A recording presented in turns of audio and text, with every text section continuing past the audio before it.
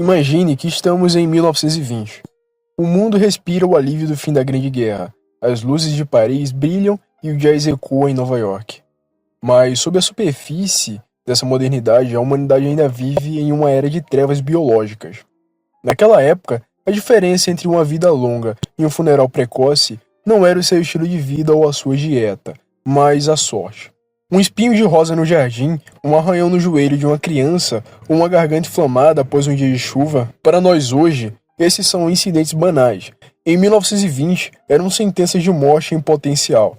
A medicina era uma ciência de diagnóstico, não de cura. O médico chegava à sua cabeceira, dava um nome em latim para sua agonia e observava, impotente, enquanto seu sistema imunológico travava uma luta desigual. Éramos gigantes tecnológicos, que construíam arranha-céus, mas éramos governados por seres invisíveis. Precisamos entender o peso do antes.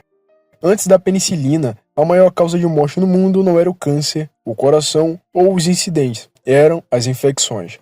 A pneumonia era carinhosamente apelidada pelos médicos de a capitã dos homens da morte, pois raramente alguém escapava de suas garras. As enfermarias de doenças infecciosas eram lugares de um silêncio absoluto e desesperador.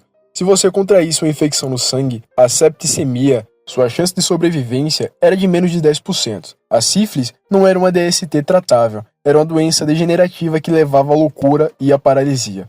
O mundo de nossos bisavós era um lugar onde os pais não perguntavam se perderiam um filho, mas quando. A morte era uma vizinha íntima e a ciência, embora avançada em física e química, era uma criança diante de uma bactéria. A mudança começou com a negligência. Em setembro de 1928, o bacteriologista escocês Alexander Fleming retornava de suas férias para o seu laboratório no Hospital St. Mary, em Londres. Fleming era um homem de mente brilhante, mas de hábitos caóticos. Ele havia deixado várias placas de Petri com culturas de estafilococos, bactérias assassinas, empilhadas em um canto sem limpeza. Ao examinar as placas, antes de lavá-las, ele notou algo que um cientista comum teria ignorado. Em uma das placas, um bolor verde azulado havia crescido, mas o fascinante não era o bolor em si, mas o que havia ao redor dele, um círculo de transparência absoluta. As bactérias não estavam apenas morrendo, elas estavam sendo dissolvidas pelo fungo. Aquele fungo era o Penicillium notatum. Ele havia viajado pelo ar, provavelmente subido pelas escadas de um laboratório de micologia do andar de baixo e pousado exatamente no lugar certo. Fleming percebeu que o fungo produzia uma substância que ele chamou de suco de bolor. Ele havia encontrado a arma, mas ironicamente ele não conseguia fabricar a munição. A penicilina era estável, difícil de isolar e desaparecia em poucas horas. Fleming publicou seus resultados e por quase 10 anos o mundo esqueceu que a cura para a morte estava guardada em um pote de mofo. Foi somente em 1939, com as sombras da Segunda Guerra Mundial se aproximando, que Howard Florey e Ernest Chain, em Oxford, decidiram que o suco de Fleming valia uma segunda olhada. Mas eles enfrentaram um pesadelo logístico. A penicilina era tão escassa que, para tratar o primeiro paciente humano, um policial chamado Albert Alexander, os cientistas tiveram que coletar a urina do paciente para extrair e reutilizar a penicilina que o corpo dele estava expelindo. O paciente começou a melhorar milagrosamente, mas a droga acabou. Sem estoque, a infecção voltou e ele morreu. O problema era a escala. O fungo de Fleming era preguiçoso, ele só crescia na superfície do líquido. Para tratar um exército seriam necessários oceanos de bacias rasas.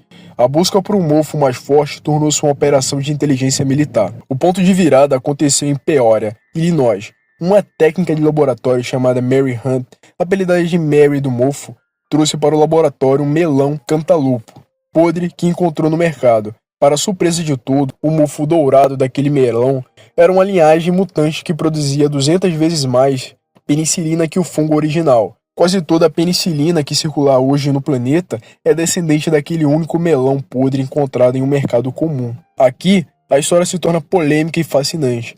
A transformação da ciência em mercadoria. A descoberta foi britânica, mas a produção foi americana. Em 1941, não havia penicilina suficiente para salvar 10 pessoas. Em 1944, havia o suficiente para salvar milhões. O governo dos Estados Unidos e gigantes farmacêuticas como a Pfizer, Merck e Squibb trataram a penicilina como se fosse um bombardeiro B-29. Eles aplicaram a lógica de engenharia química pesada, criaram tanques de fermentação profunda de 20 mil litros onde o ar era injetado sob pressão, permitindo que o fungo crescesse em todo o volume do tanque e não apenas na superfície. Isso não foi apenas um avanço médico, foi o triunfo da produção em massa. O capitalismo, com sua fome por eficiência e escala, transformou o que era um milagre de laboratório em um produto industrial barato. O preço caiu 99% em 2 anos. No dia D, a penicilina era tão comum quanto as balas de fuzil. O que muitos criticam como a comoditização da vida foi na verdade o que permitiu que o filho de um operário tivesse acesso ao mesmo remédio que um primeiro-ministro. A escala industrial democratizou a sobrevivência, e o impacto da penicilina é tão vasto que se torna invisível. Estima-se que ela salvou diretamente mais de 200 milhões de vidas, mas o número real é incalculável. Se você considerar os descendentes das pessoas que não morreram em 1945, estamos falando de bilhões de seres humanos que só caminham sobre a Terra hoje porque o mofo industrializado interrompeu o ciclo da morte. Nós somos a geração que não conhece o medo de um espinho de rosa. Tornamo-nos arrogantes e mal agradecidos pelo milagre. Usamos antibióticos como quem toma água, esquecendo que cada comprimido é resultado de milênios de medo, um erro de laboratório e a força brutal da indústria moderna. A penicilina nos deu o poder de deuses, mas a natureza nunca dorme. Enquanto o mundo de 1920 aparece uma memória distante, as bactérias continuam evoluindo. O milagre da escala salvou a nossa espécie uma vez. O desafio agora é não deixarmos que o nosso esquecimento desfaça tudo o que o mofo e a indústria construíram. Se você gostou, deixa seu like, seu comentário e inscreva-se no canal se você quiser acompanhar mais vídeos iguais a esse sobre a história.